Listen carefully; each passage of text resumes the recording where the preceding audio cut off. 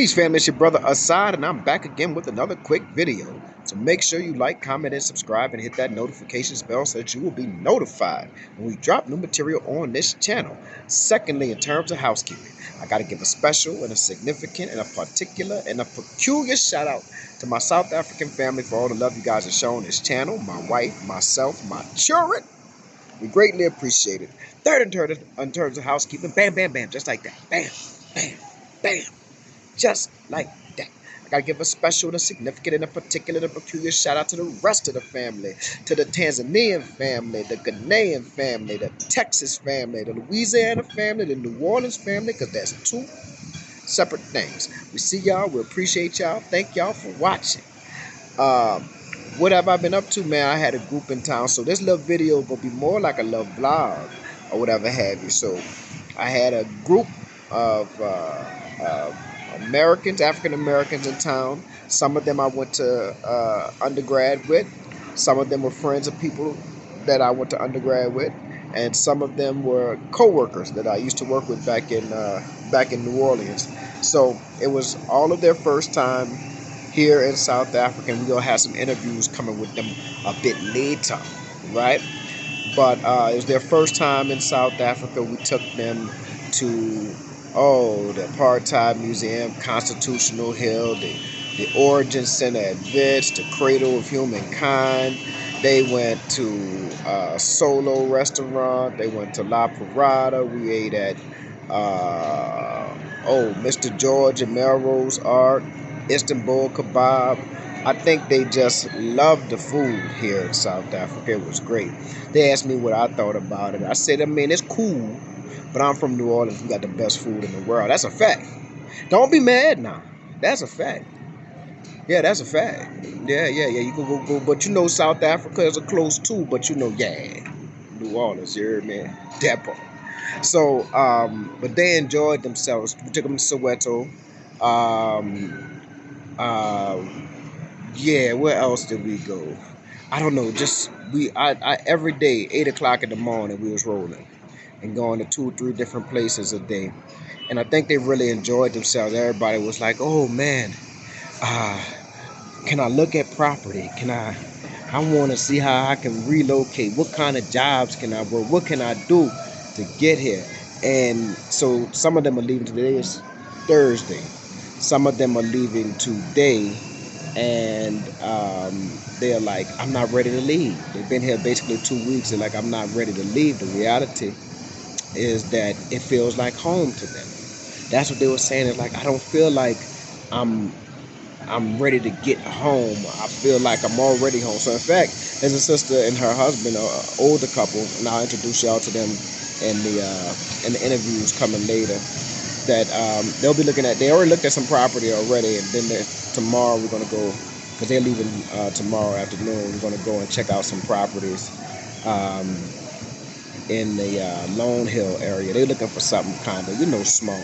They ain't looking for the big old mansion type stuff.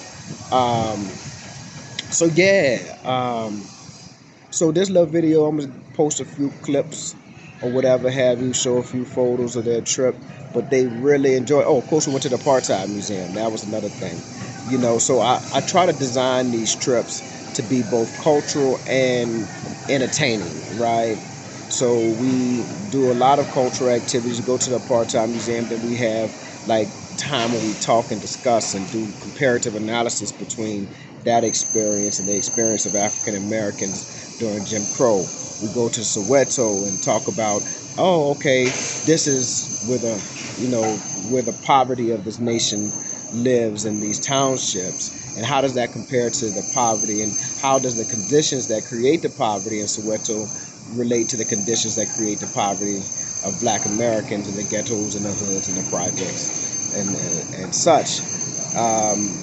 But I also want them to see the spectrum of life in Soweto. The spectrum of life in South Africa. So often Africa is associated with poverty, right? But they don't tell you about the waterfalls or the Santons or all of that good stuff. So that's what I seek to show them. So check out a few of these clips.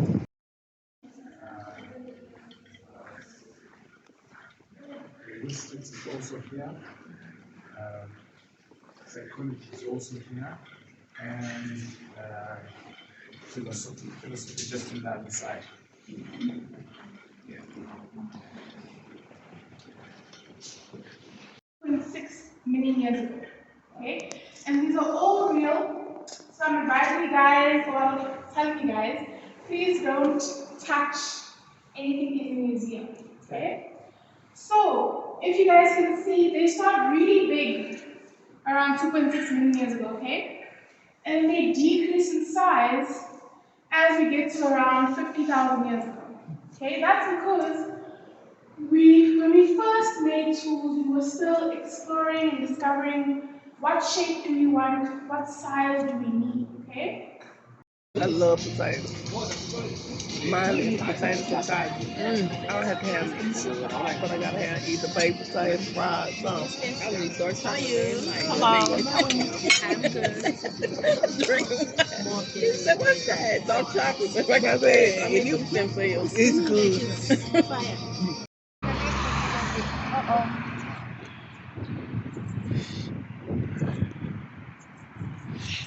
Okay, look like that.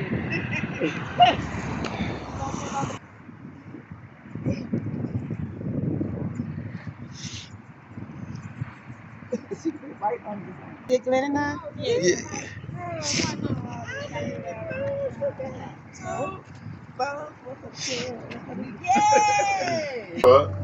Welcome to Soweto. You're officially in South Africa now. Now that you're in Soweto, you've now arrived in South Africa. Soweto is the biggest township that we have in South Africa, and it is the township that was responsible for the turnaround of the apartheid era. In 1976, a lot of students from Soweto protested against the apartheid government, which put a lot of pressure and forced the government to negotiate with the political leaders. With the political leaders, so that Mandela could be freed and other political leaders, and that led to our first democratic election. So the students of 1976 basically brought us the 1994 elections. This is Deep Kloof Extension. This is the part of Soweto that you don't imagine to find when you are reading or when you hear about Soweto, because it's supposed to be a poor, disadvantaged township.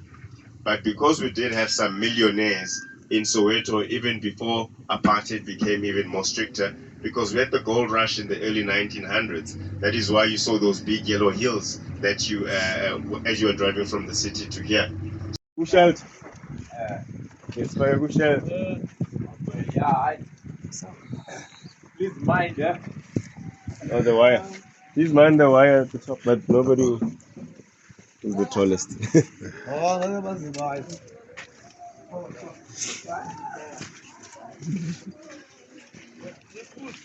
So this will be our main street around here. So this is the line for the clothing.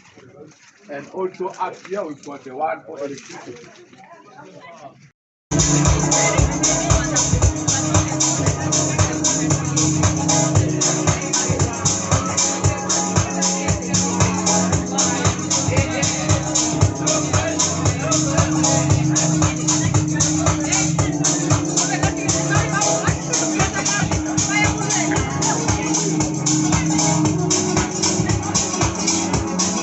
Folks, good thanks, folks. I'm Tabang. My name is Tabang, and I'm your tour guide, and I'll be the one leading you inside the museum. And folks, welcome to South Africa, and most of all, welcome to the Apartheid Museum. So the museum is a heritage site that commemorates dark times of South Africa and explains all atrocities happened during dark times of South Africa. So we will be embarking on a journey into the heart of darkness of South Africa's past, but then building a journey that is remarkable, but then with an encouraging end. So our journey in the museum begins here, where we are right now. But then I normally start with this powerful quote there from our late former president, Mr. Nelson Mandela. And the quote over there, it says, "To be free is not merely to cast off one's chains, but to live in a way that respects and in hazes are the freedom of others. And then it's surrounded by the mood of water here, and this mood of water here, it represents a renewal and hope in rebuilding the country. There we also have like the 7 pillars of our new constitution, which South Africa strives, but then I normally explain them later after we went through the museum, because they are being drafted in the post-apartheid. So now I want us to start with the race classification. Can you borrow me a ticket, eh? So we're going to first start with the race classification. But then why race classification? That's because of one of the apartheid law known as the Reservation of Separate Amenities Act. So everywhere you go under apartheid, public spaces or facilities, you find signs like whites and non-whites. You ready?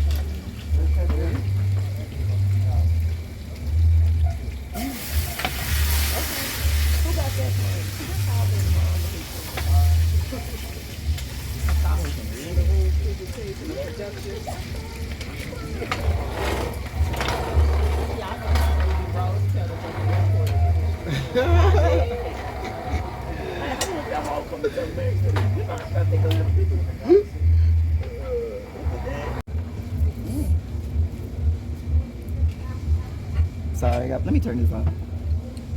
Okay. Oh wow. What is that?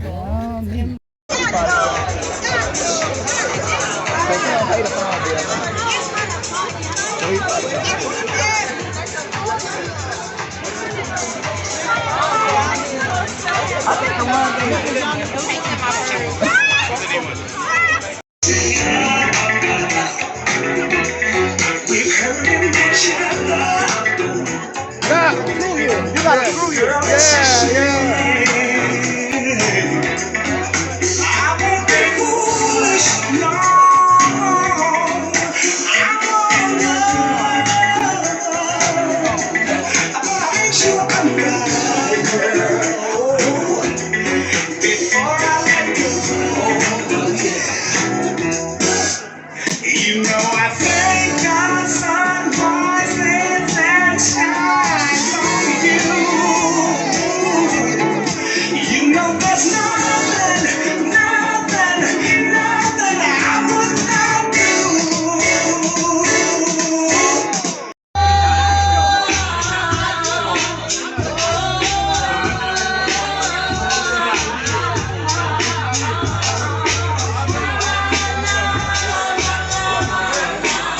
So my name is Ben.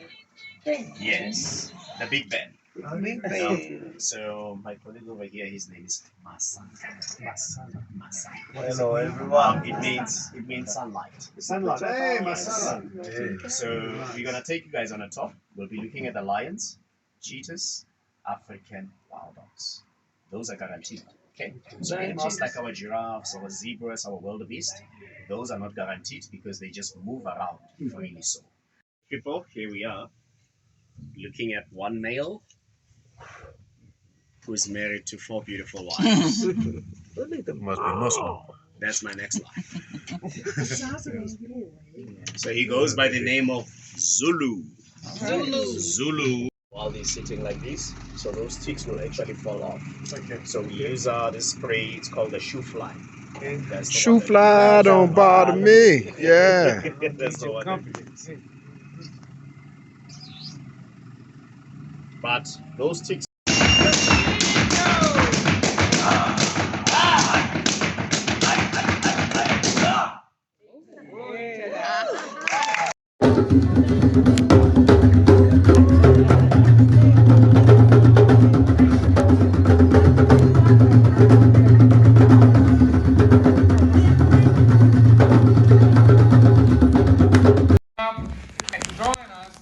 Sing a nice baby song. Oh, yeah. Are you guys ready? Yeah! One, two, three. Happy birthday to you.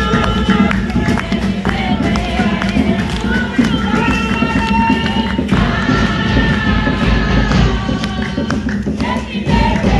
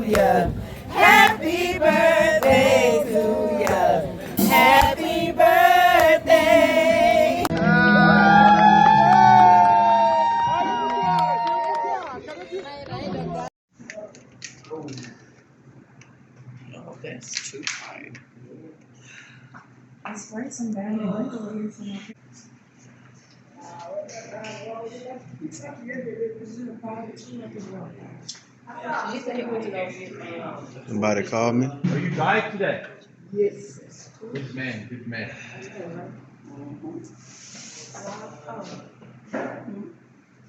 Where do we go from? So we can see.